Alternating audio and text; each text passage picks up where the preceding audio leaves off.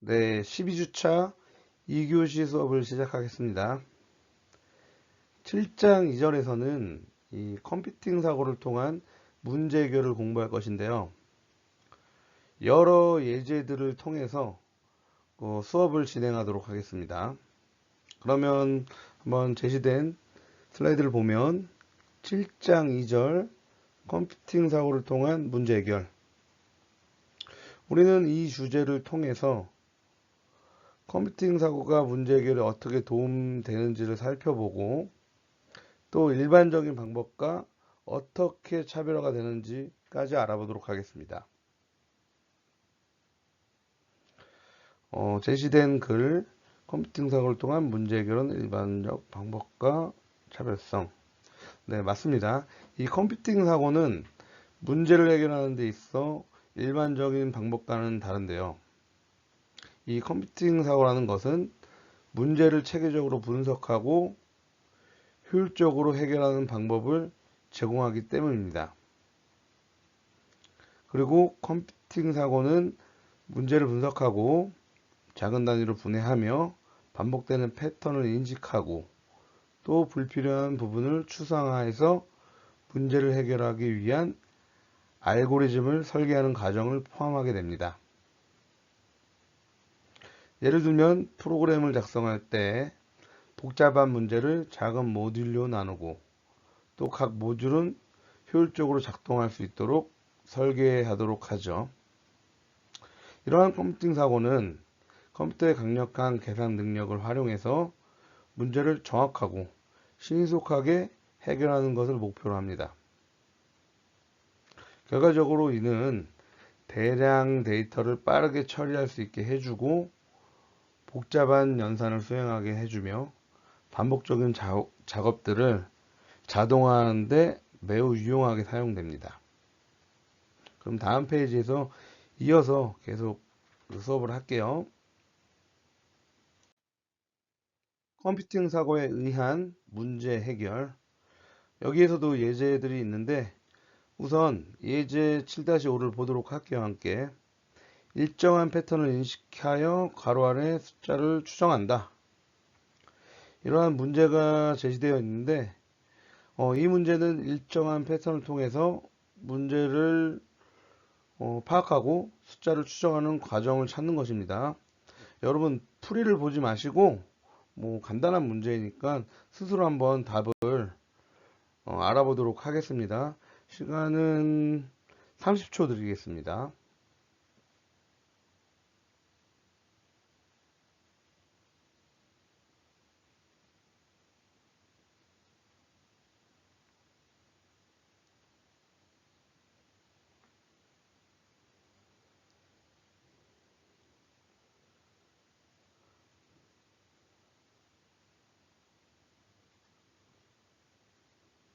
네, 혹시 다 푸셨나요? 문제가 많이 어렵진 않잖아요. 그렇죠? 네, 그럼 함께 풀이를 보도록 할게요. 풀이에서는 이 문제가 컴퓨팅 사고의 패턴 인식과 관련된 문제라고 합니다. 그렇기 때문에 우리는 이 주어진 패턴을 통해서 이 해당 문제의 규칙을 찾아내고 이를 바탕으로 빈칸을 채우면 그만이죠. 네, 여기에 보면 네, 왼쪽에 8이 제외된 똑같은 수, 곱하는 수 차례대로 9의 배수라고 합니다. 네, 왼쪽의 숫자들은 이 8이 제외된 숫자들인데 이 숫자들은 9의 배수입니다. 그리고 각 곱셈의 결과는 동일한 숫자가 9개인 숫자 패턴을 형성하고 있는데요. 9, 그쵸? 9인 숫자를 패턴을 형성하고 있는데 아무튼 이 문제 해결을 하기 위해서는 일정한 규칙을 도출해내야 합니다. 예를 들면 1, 2, 3, 4, 5, 6, 7, 9에 9를 곱하면 1억 1100, 11만 1111이 되는데 쉽게 1111111이 됩니다. 그리고 1, 2, 3, 4, 5, 6, 7, 9에 18을 곱하게 되면 둘둘둘 둘둘둘 둘둘둘이 됩니다. 아무튼 이 패턴은 계속해서 반복이 되는데요. 따라서 1, 2, 3, 4, 5, 6, 7, 9에 36을 곱하게 되면 444, 444, 4가 444가 되겠죠. 이는 빈칸에 들어가는 값이 되겠고요. 마찬가지로 그 1, 2, 3, 4, 5, 6, 6, 7, 9에 54를 곱하게 되면 뭐 제시된 6으로 쫙 숫자가 나오게 되겠고, 또 71을 곱하게 되면 빈칸에 있는 888, 888, 888이 됩니다. 뭐 우리는 여기에서 알 수 있듯이 그 숫자를 추정하기 위해서는 패턴을 인식하고 규칙을 도출해 내야 한다는 것을 알 수 있겠습니다. 해당 예제도 함께 또 풀어볼게요. 컴퓨팅 사고에 의한 문제 해결이라고 합니다.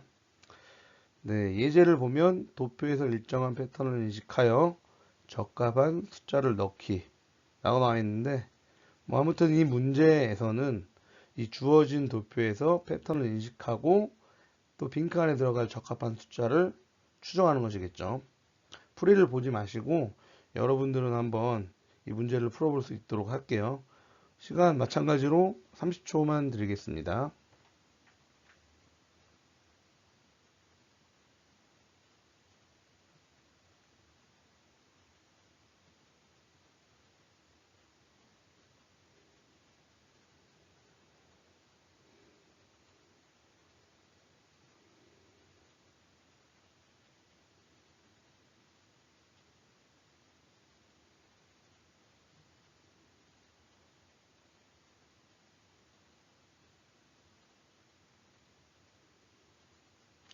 네, 다 푸셨나요?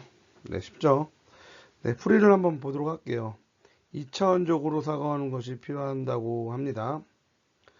여기에서도 우리는 이 문제의 패턴을 인식하고 이를 통해서 빈칸에 들어간 숫자를 정확하게 추정하면 됩니다. 먼저 패턴 인식을 보면 이 주어진 도표에서 이 숫자들이 특정한 규칙을 따르고 있는 걸 알 수가 있겠죠. 그래서 각 숫자들은 그 위의 칸과 왼쪽 칸의 숫자를 더한 값이 됩니다. 규칙 도출을 보면 예를 들어 1의 아래 칸에 있는 2는 1 더하기 1이 되겠고, 3은 1 더하기 1이 2가 됩니다. 이를 통해서 도표의 다른 숫자들도 같은 규칙을 따르며 네모 칸의 값은 그것의 윗칸과 왼쪽 칸의 수를 더한 값이 되겠죠. 따라서 이 빈칸에 들어갈 수 있는 숫자는 6과 7을 더한 값이 되겠죠. 그러면 정답은 13이 되게 됩니다. 아무튼 이러한 패턴 인식과 추상화는 특히 숫자라 또는 반복되는 문제를 해결하는데 매우 유용하다고 할 수 있습니다. 우리는 이것을 2차원적으로 사고해서 도표의 패턴을 인식하고 또 이를 바탕으로 빈칸에 들어갈 숫자를 추정할 수 있습니다. 이러한 패턴 인식은 이 문제 해결에 있어서 매우 중요한 역할을 하기도 하죠.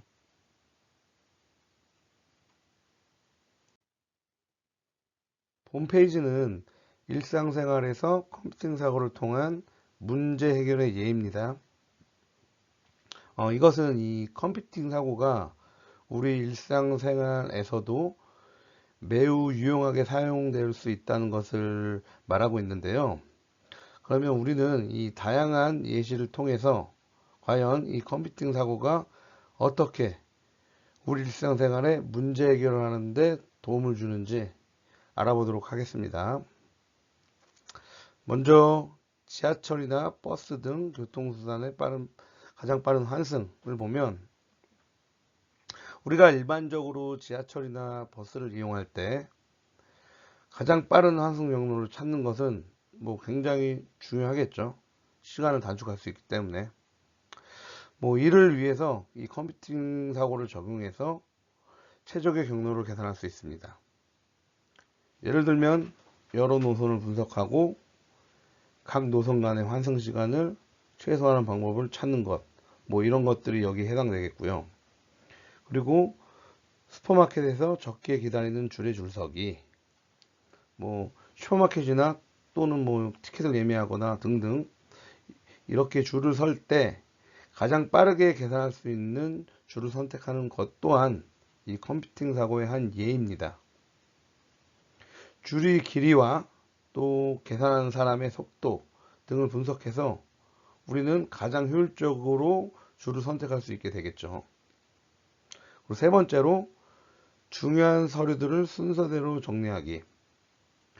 우리가 각종 서류를 정리할 때에도 이 컴퓨팅 사고를 사용할 수 있게 됩니다. 이는 서류의 중요도나 필요성에 따라서 정렬하는 것을 말하고 있는데요. 우리가 업무나 일상생활에서 이런 서류들을 따로따로 중요도에 따라 정리하게 되면 결과적으로 그 서류를 찾을 때 쉽게 한눈에 서류를 찾게 됩니다. 그런 예가 있고, 또 네 번째로는 공간을 고려한 가구 재배치하기. 마찬가지로 이 집안에서 작은 협소한 공간에서 어떠한 물건들을 쓰기 위해 효율적으로 그 가구를 재배치하는 것 또한 이 컴퓨팅 사고의 좋은 예라고 할 수 있습니다. 그 이유는 이 공간과 크기에 따라서 이 가구를 선택하고 배치해서 이 생활에 필요한 공간을 최적화할 수 있다면 공간을 더 윤택하고 편리하게 사용할 수 있게 되겠죠. 이어서 모델링을 통한 문제 해결 방법을 알아보도록 할게요. 먼저 제시된 그림을 보면 이 모델링을 통한 문제 해결, 이 과정이 순차적으로 나타나 있는데요. 주어진 문제, 그리고 아이디어 스케치, 추상적 모델 구상, 모델링, 테스트 및 적용, 그리고 마지막으로 해결까지 보여주고 있습니다. 해당 모델링은 이 문제를 시각화하고 이를 바탕으로 해결책을 찾는 과정을 보여주고 있는데요. 각각의 단계를 통해서 이 문제 해결이 어떻게 해결되는지를 한번 알아보도록 할게요. 그 첫 번째로 이 주어진 문제. 이 주어진 문제란 먼저 이 해결해야 할 문제를 명확히 정의하는 과정입니다. 그렇기 때문에 문제를 이해하고 또 어떤 결과를 얻고자 하는지 이 단계에서 목표를 설정하게 되겠죠. 그리고 아이디어 스케치. 이 문제들을 해결하기 위해서는 우리는 다양한 아이디어를 스케치할 수 있어야 합니다. 본 단계에서는 아주 창의적이고 다양한 접근 방식을 고민하는 것 또한 필요하겠죠. 그리고 추상적 모델 구상. 제시된 아이디어를 토대로 우리는 추상적인 모델을 구상합니다. 이것은 문제의 핵심 요소들을 포함해서 필요 없는 부분을 제거한 후에 단순화된 것들만 하는 모델이고요. 예를 들면 이 복잡한 시스템을 이해하기 위해서 쉽게 단순화하고 주요 요소는 냅두고 그 필요 없는 요소는 삭제하는 이러한 모델 과정입니다. 모델링은 이 추상적 모델을 구체화해서 실제 모델을 만드는 것을 말하고 있는데요. 이는 컴퓨터 프로그램, 수학적 공식, 다이어그램 등 다양한 형태가 될 수 있겠죠. 아무튼 이 모델을 통해서 우리는 문제를 시뮬레이션 할 수 있게 되고 또 다양한 변수를 조정해서 결과를 예측할 수 있게 됩니다. 그 다음 단계인 테스트 및 적용. 이 테스트 및 적용에서는 이 만들어진 모델을 말 그대로 테스트하고 정확성과 신뢰성이 있는지를 검증하는 단계입니다. 만약에 이제 모델링에 문제가 있다면 모델링을 수정하거나 개선할 수도 있는 단계이죠. 아무튼 이렇게 검증된 모델은 실제 문제 해결에 적용해서 결과를 도출하게 됩니다. 그리고 끝으로 해결이란 이제 최종적으로 모델을 통해 문제를 해결하고 목표한 결과를 얻는 과정을 말하고 있습니다. 여기까지 이렇게 설명을 했고 다음 슬라이드에서도 설명을 조금 더 이어가도록 할게요. 모델링을 통한 문제 해결, 이 모델링을 통한 소프트웨어 프로그래밍. 이 모델링은 이 소프트웨어 개발 과정에서 매우 중요한 역할을 합니다. 아이디어 스케치, 추상적 모델링, 모델링 과정에서 구체적인 방법론을 제시한 후에 이 아이디어를 묶어서 블록 다이어그램으로 표현하기도 합니다. 이렇게 만들어진 블록 다이어그램은 아이디어를 한데 묶어 표현하기 때문에 우리는 이 전체적인 구조를 한눈에 쉽게 파악할 수 있게 됩니다. 그리고 이 프로그래밍에서는 이 묶여진 아이디어를 의사코드 단계에서 구체화하는 작업까지 필요하며, 이런 과정 후에는 테스트와 적용을 통해 실용적인 해결법을 도출하게 됩니다.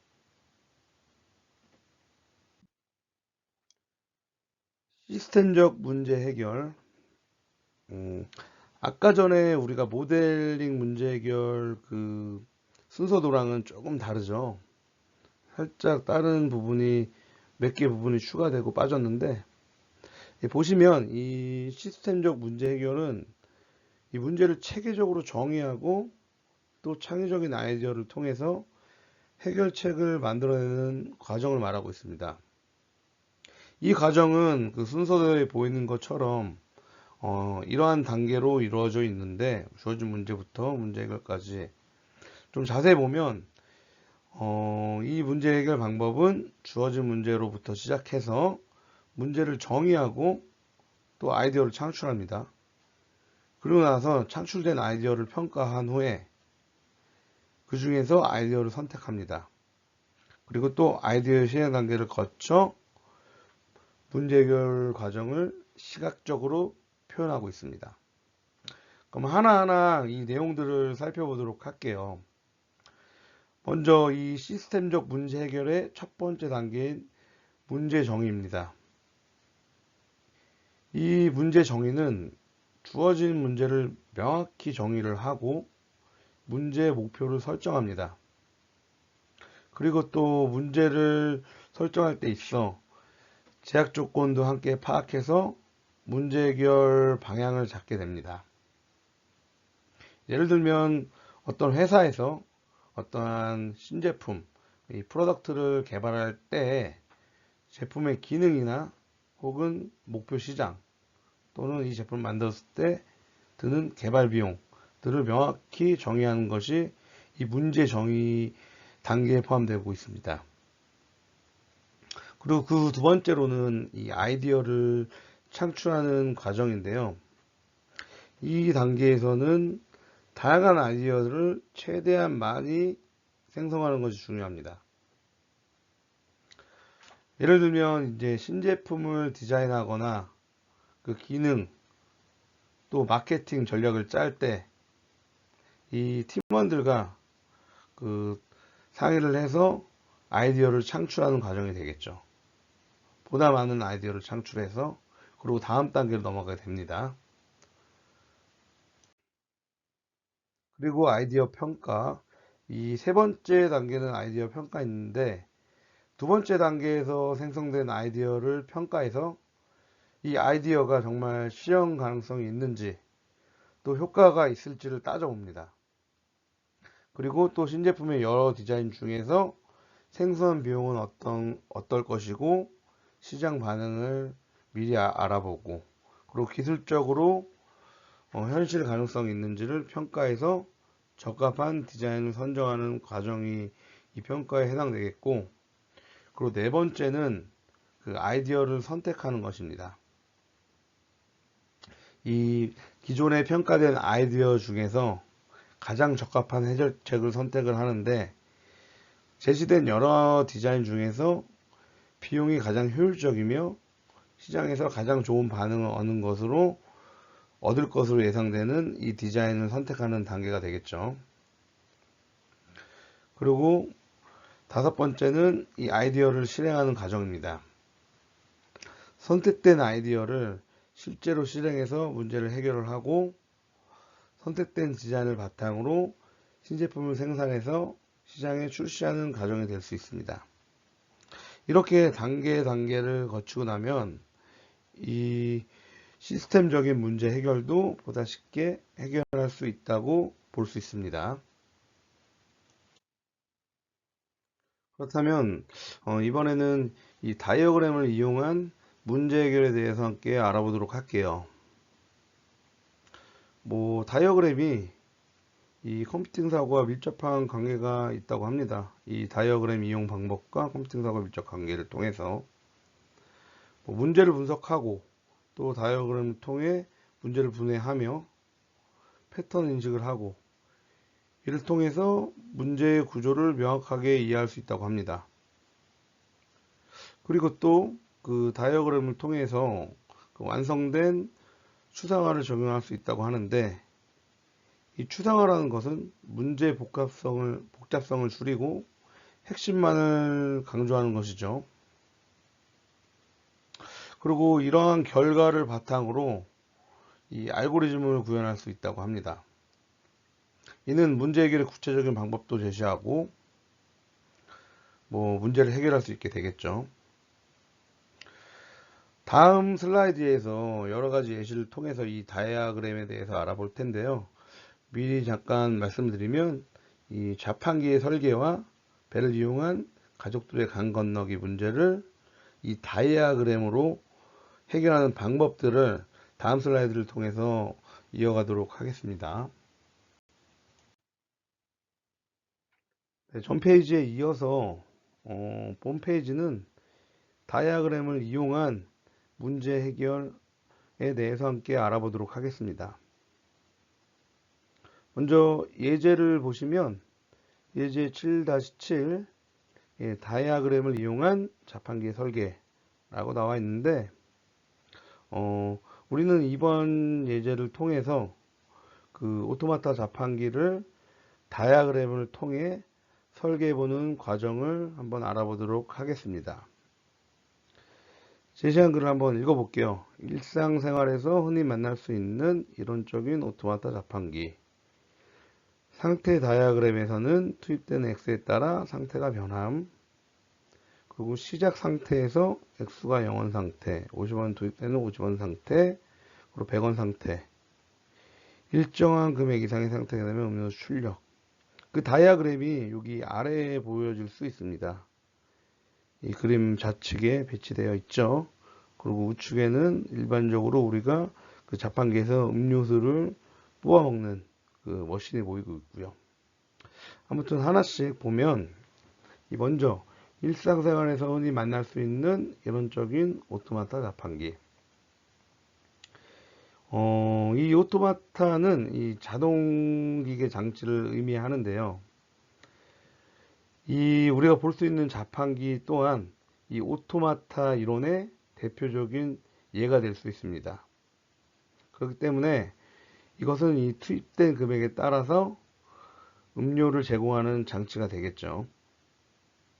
예를 들면 우리가 지폐나 동전을 투입하면 그에 맞는 음료를 선택하고 제공하는 자판기들을 많이 주변에서 볼 수가 있는데, 그것들이 예가 될 수 있겠고요. 그리고 두 번째로 상태 다이어그램에서는 투입되는 X에 따라 상태가 변함. 맞습니다. 이 자판기라는 것은 그 투입된 금액에 따라서 뽑아 먹을 수 있는지 누를 수 있는지에 대한 변화가 일어납니다. 이는 상태 다이어그램으로 시각할 수가 있는데, 그림에서 볼 수 있듯이 이제 이 거미줄 같이 볼 수 있듯이 이 각 상태와 상태 간의 그 이동들이 다이어그램으로 명확히 표현되어 있는 것은 우리가 알 수 있겠습니다. 여기 보이면 숫자 0, 50, 100, 150, 200, 출력 이렇게 나와 있죠. 이거 순서도로도 만들 수 있는 그 다이어그램입니다. 그리고 세 번째로는 이 시작 상태에서 X가 시작 상태에서 X가 0원인 상태, 50원이 투입되면 50원 상태, 100원이 투입되면 100원인 상태로 이동이 되는데, 말 그대로 이제 시작 상태에서 우리가 투입할 수 있는 금액이 없으면 0원 상태로 계속 스테이 할 수 있고, 그리고 50원이 투입되면 자판기는 그 50원 상태로 다이아그램으로 이동하게 됩니다. 그리고 또 100원이 투입하게 되면 당연히 100원으로 이동하게 되겠죠. 그리고 끝으로 이 일정 금액 이상의 상태가 되면 음료수를 출력. 그렇습니다. 이제 우리가 넣었던 금액이 그 특정 음료수 가격의 이상이 투입되면은 우리는 음료수를 선택할 수 있고 음료수를 출력할 수 있게 됩니다. 뭐 예를 들면 음료수 가격이 100원일 때 그 이상의 액수를 넣으면 음료수가 출력되는 방식이겠죠. 다음 페이지에서도 이 오토마타에 대해서 알아보도록 할게요. 전 페이지에 이어서 이 오토마타가 무엇인지 좀 잠깐 설명하고 넘어가도록 할게요. 전 페이지에서는 이 자판기가 오토마타 자판기라고 했는데 이 오토마타라는 것은 그 자동기계 장치라는 뜻의 이론적 모델을 뭐 정의하고 있습니다. 이 오토마타는 이 단순한 형태의 뭐 물시계나 모래시계 등도 포함이 되고 있는데 우리가 잘 알고 있는 이 뻐꾸기 시계 또한 이 오토마타에 해당을 하며 우리가 알고 있는 대부분의 기계 장치, TV도 이 오토마타의 원리에 따라 작동을 하고 있습니다. 아무튼 이러한 이 오토마타를 다이아그램으로 그려 모델링한 후에는 전자회로로 구현해서 그 전자장치를 만들 수도 있고요. 그리고 이 오토마타를 이용한 문제 해결 방법은 컴퓨팅 사고력 중에 이 추상화에 속하게 됩니다. 그렇기 때문에 이 복잡한 문제를 단순화시키고 그 핵심 요소만을 강조해서 해결책을 찾는 과정이 되겠죠. 아무튼 이와 같은 이 다이아그램과 오토마타 문제를 우리는 시각적으로 표현하고 체계적으로 해결하는데 그 매우 유효한 도구라고 할 수 있습니다.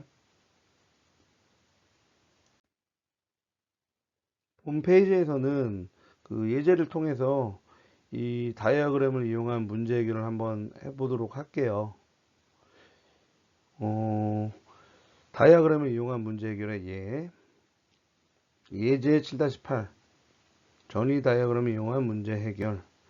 아마 여러분들이 이런 예제는 한 번쯤은 들어봤을 문제 같아요. 우리가 문제를 한번 같이 읽어보고 그 뒷장에 그 풀이를 보기 전에 스스로 한번 이 문제를 풀어보는 방법을 가졌으면 좋겠어요. 먼저 문제를 읽어보겠습니다. 문제, 그 가족이 강을 건널 때 한 번에 100km 이상을 태울 수가 없으며, 그쵸? 누구나 배를 운행할 수는 있다. 조건입니다. 아빠의 몸무게는 70kg이고 엄마는 50kg, 아들은 40kg라고 할 때 어떻게 해야 모두 강을 쉽게 건널 수가 있을까요? 이 다이어그램을 통해서 한번 생각해 보도록 할게요. 시간을 제가 이 문제는 2분을 드리도록 하겠습니다. 한번 여러분 스스로가 그 각자 종이에 써가면서 이 문제를 풀어볼 수 있도록 할게요.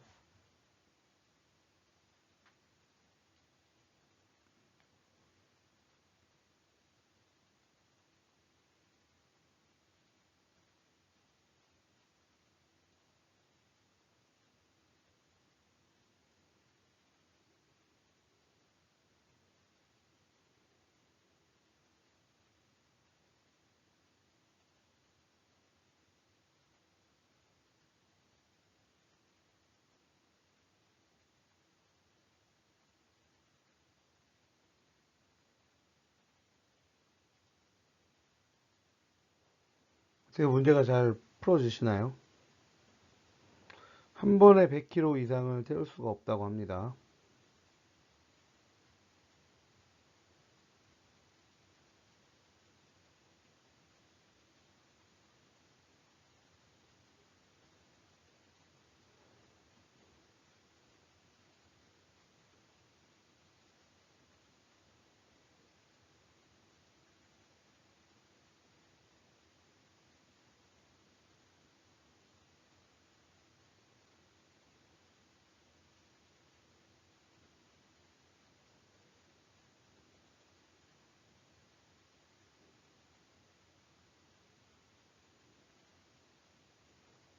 네, 만약에 문제를 다 푸셨다면은 다음 슬라이드에서 그 풀이를 통해서 함께 문제를 풀어보도록 할게요. 그러면 이번 페이지에서는 그 풀이 과정을 통해서 우리 한번 다 문제를 풀어보도록 할게요. 이 풀이를 보면은 다음에 5단계를 통하면 모두 강을 건널 수 있다고 합니다. 첫 번째로 먼저 엄마와 아들이 함께 배를 타고 강을 건넙니다. 이 단계에서는 그 엄마와 아들이 함께 배를 타고 건너기 때문에 무게가 엄마 50kg 그리고 아들 40kg 총 90kg가 되겠죠. 이렇게 되면 주어진 조건 그 100kg 이하가 되기 때문에 무사히 강을 건널 수 있게 됩니다. 그리고 이 두 번째로는 건너간 엄마와 아들 중에서 한 사람이 다시 그 강을 건너 돌아오는 것인데요. 여기에서는 엄마가 다시 배를 타고 강을 건너서 돌아오도록 하겠습니다. 이로 인해서 당연히 아들은 혼자 남게 되겠죠. 그리고 엄마가 아빠 있는 곳으로 다시 돌아와서 아버지는 혼자 강을 건너기 시작합니다. 이때 아빠가 배를 타고 강을 건널 때 배의 무게는 그 70kg가 됩니다. 조건에 문제가 없겠죠. 그리고 네 번째에서는 아빠는 아들이 있는 곳에 도착을 했고 이때 아들이 다시 혼자 배를 타고 강을 건너서 돌아옵니다. 이로 인해서 그 강 건너편에는 아빠만 혼자 남게 되고 다시 엄마와 아들이 그 처음에 있었던 곳에 같이 있게 되겠죠. 그리고 다섯 번째, 엄마와 아들이 함께 강 건너기. 이 단계는 그 1단계와 마찬가지입니다. 마지막으로 이제 엄마와 아들이 다시 배를 타고 강을 건너서 돌아옵니다. 이로 인해서 이 가족은 모두가 강을 건너게 될 수 있고, 이 문제를 해결할 수 있게 됩니다. 아래에 보이는 그 도표는, 그림은 이 전이 다이어그램을 표현하고 있는데, 그 순서도입니다. 그 처음에 F 아빠, M 엄마, S 선 아들 이렇게 해서 그 전이 다이어그램을 통해서 이 문제를 어떻게 해결했는지 순서대로 보여주고 있는 것이겠죠. 처음에 MS가 이동이 되고 그 다음 M이 이동이 되고 다시 F가 이동이 되고 S가 이동이 돼서 처음처럼 MS가 이동이 되게 되면 이 문제는 해결이 되게 됩니다. 그러면 또 이어서 다음 문제를 계속 이어가도록 할게요. 네, 본 슬라이드에서는 그 생활 속의 문제 해결이라는 것을 통해서 우리 일상생활에서 늘 접할 수 있는 문제를 해결해 보도록 하겠습니다. 그럼 제시된 주제는 지하철 노선 선택 문제 해결이에요. 그리고 여기에 제시된 그 예제를 보면 A역에서 출발해서 B역에 도착하려고 할 때 가장 빠른 경로는 무엇인지, 그리고 여기 조건들이 나옵니다. 함께 조건은 지하철 한 구간에 평균 3분이 걸리고 그리고 환승 시간은 평균 5분이 소요된다 라고 나와 있는데, 결과적으로 이 예제는 그 A역에서 출발해서 B역에 도착하려고 할 때 뭐 가장 빠른 경로를 찾는 문제라고 할 수 있겠습니다. 우리가 바로 풀이를 하기 전에 그 여러분들이 스스로가 한번 이 문제를 풀어볼 수 있도록 할게요. 시간은 제가 2분을 드리도록 하겠습니다. 2분 안에 이 문제를 어떤 경로로 가면은 가장 빠르게 B로 갈 수 있는지를 한번 계산을 해보도록 할게요.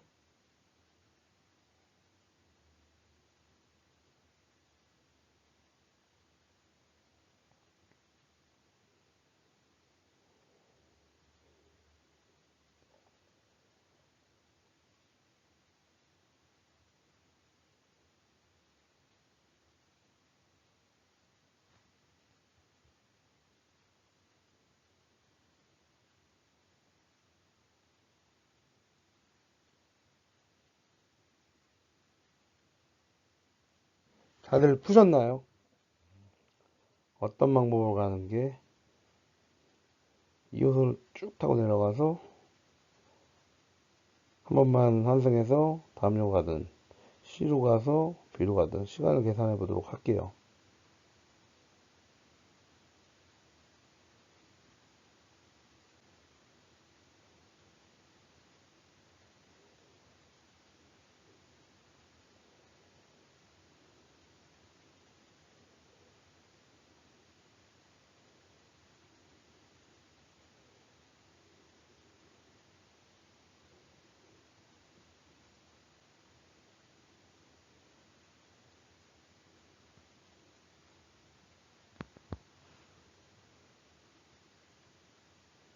그러면 우리는 다음 슬라이드를 통해서 이 풀이를 함께 알아보도록 하겠습니다.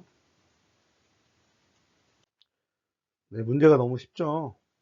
우리 그러면 풀이를 다 같이 보도록 할게요. 풀이를 보면 그 A역에서 B역까지 가는 그 경로와 소요 시간을 비교한 것인데, 먼저 첫 번째를 보도록 할게요. 첫 번째 풀이. A역에서 이 초록색 선, 우리는 2호선이라고 명칭하겠습니다. 이 2호선을 이용해서 B역까지 멈추지 않고 직접 가는 경우에는 당연히 7 구간이 되겠고, 각 구간마다 3분이 소요됩니다. 그렇기 때문에 7구간 곱하기 3분 해서 총 21분이 걸리도록 하겠습니다. 물론 이 경로는 환승 없이 직진하는 방법으로 가장 단순하지만 시간이 많이 소요된다고 합니다. 그 다른 방법에 비해서는.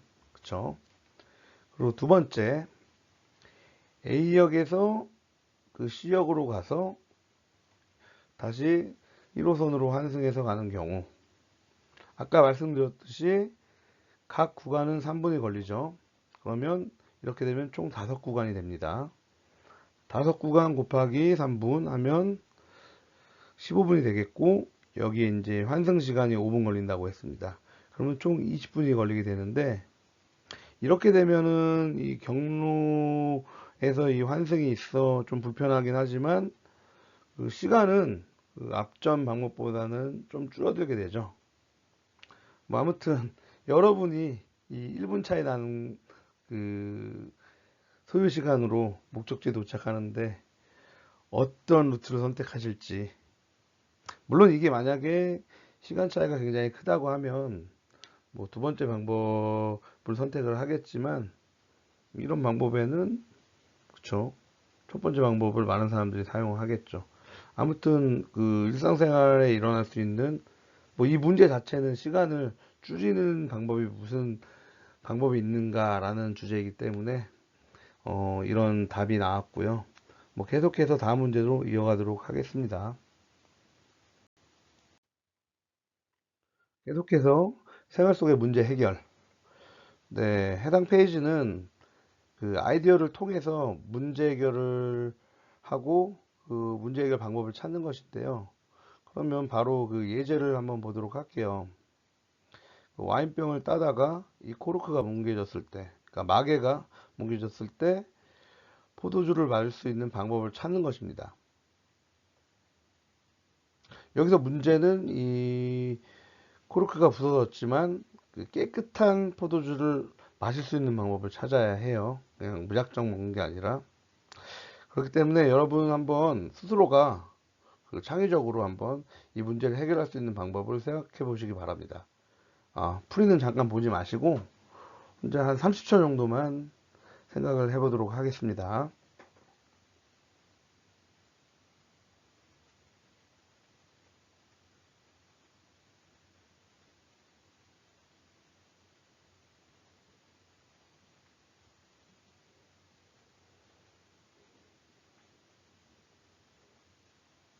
네, 해결책을 찾으셨나요?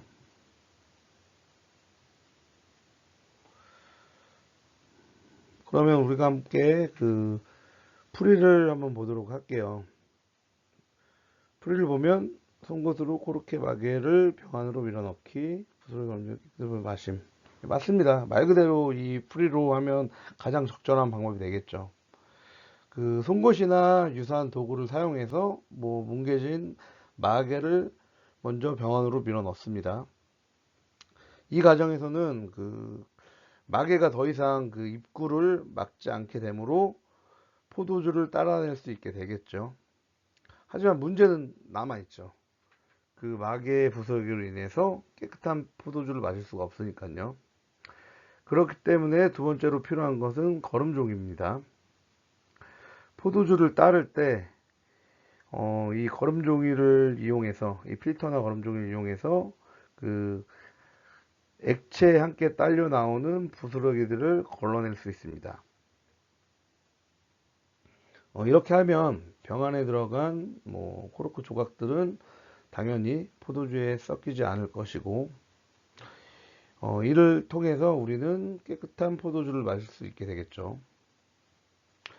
뭐 아무튼 그 이 예제는 매우 간단하지만 실생활에서 매우 유용한 해결책을 제시하고 있습니다.